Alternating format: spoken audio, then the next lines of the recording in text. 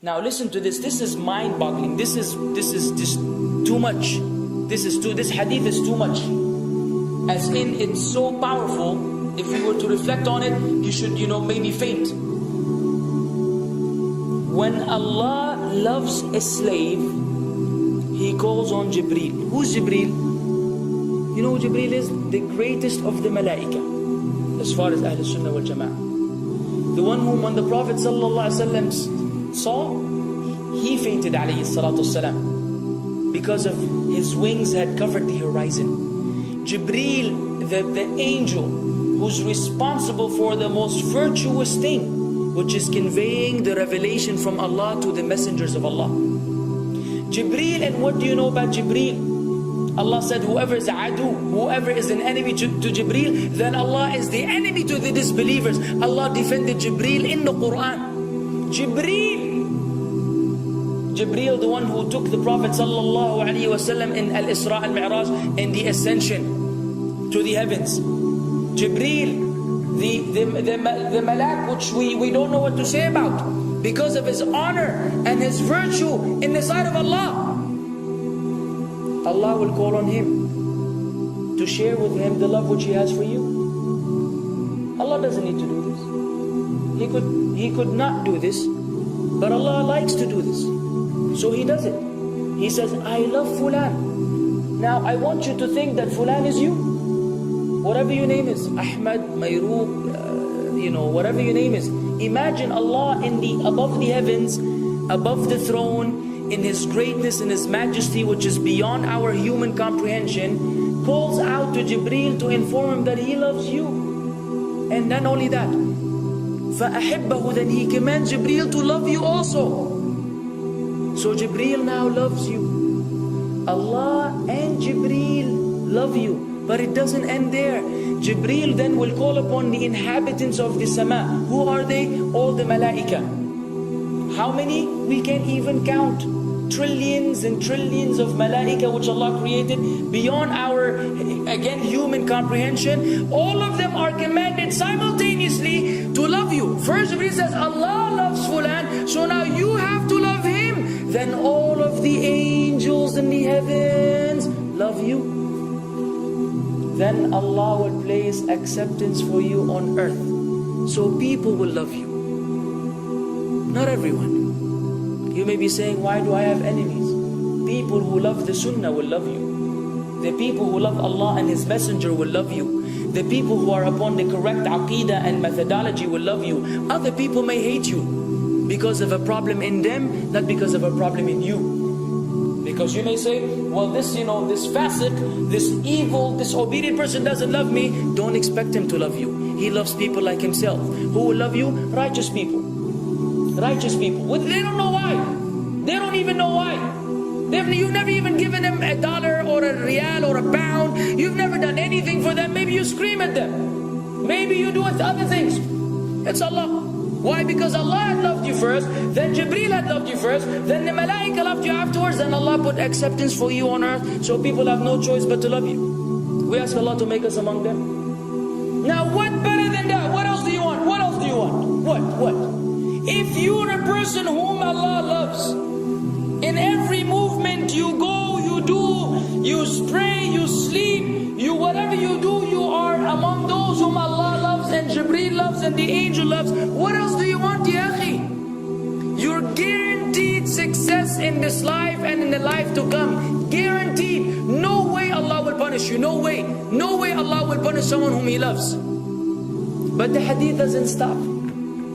The hadith has a very saddening continuation, which we should seek refuge with Allah from. وَإِذَا أَبْغَضَ عَبْدًا, and if Allah hates a slave, He also calls on Jibreel. And He informs Jibreel that He hates this person. So He will command Jibreel to hate this person. Then Jibreel will tell the angels to hate this person. Then Allah will put hatred for him on earth.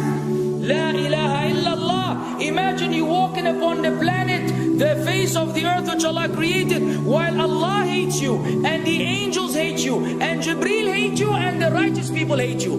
What a sad state for a human being. And ikhwan, we could be one of those as well. If If you are prideful, arrogant, you are qualified for this hatred, because Allah does not love kulla mutakabbirin jabbar. Allah does not love the arrogant, the prideful. If you go against the sunnah, then Allah does not love those who go against the sunnah. If you don't observe taqwa, and you don't observe ihsan, and you don't observe tawbah and tatahur, then again we are disqualified. If you, many things which we can mention, many things which will bring about Allah's hatred and deprive us of Allah's love. It's a very sensitive situation, meaning right now, you have to be one of these two. Either Allah loves you or He doesn't. But there's always good news, even for those people whom we can be amongst.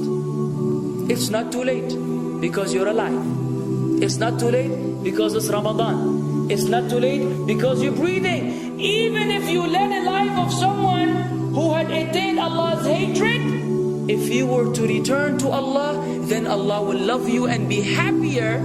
He will be so happy with your tawbah than a man who lost his mount in the desert. Upon it was his food and his drink, and then he waited under a tree for death, and all of a sudden he opened his eyes and he sees his camel or his horse or whatever that was right in front of him, and he gets so happy. He said, Allahumma anta abdi wa ana rabbuka. Oh Allah, you are my slave and I am your Lord. Kufr. He said a statement of kufr, but the Prophet ﷺ said, أَخْطَأَ مِنْ شِدَّةِ الْفَرَحِ. He made a mistake because he's so happy.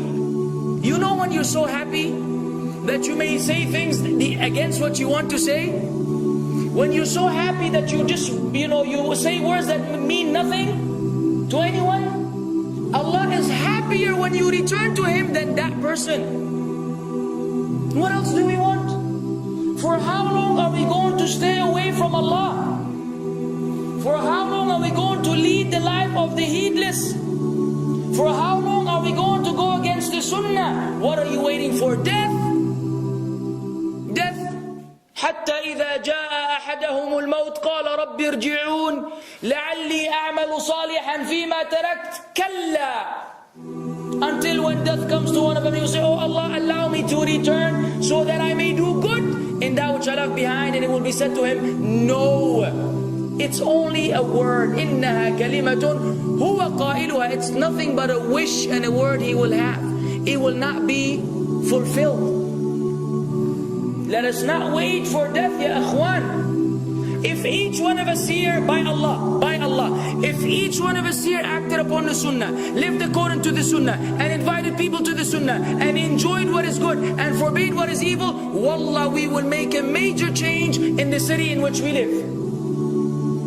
And if Muslims hearing this all over the world had that same attitude, then we will change the condition of the whole ummah. So no enemy can come and play games with us. We will squash them, all of them.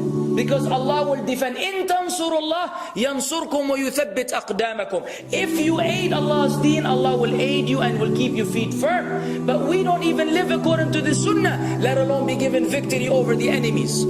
So we're being humiliated in everywhere we go in the world.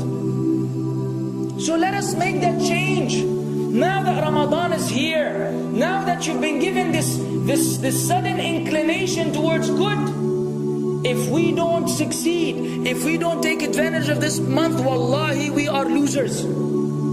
If Ramadan ends and you are the same way you were before Ramadan began, then one of us is a loser. If we don't return to Allah after Ramadan, then we are losers as well. So tonight, bi'idhnillah, always on our mind, attaining Allah's love, acquiring Allah's love, fetching for the sunnah, and acting upon it whenever we're able to do so.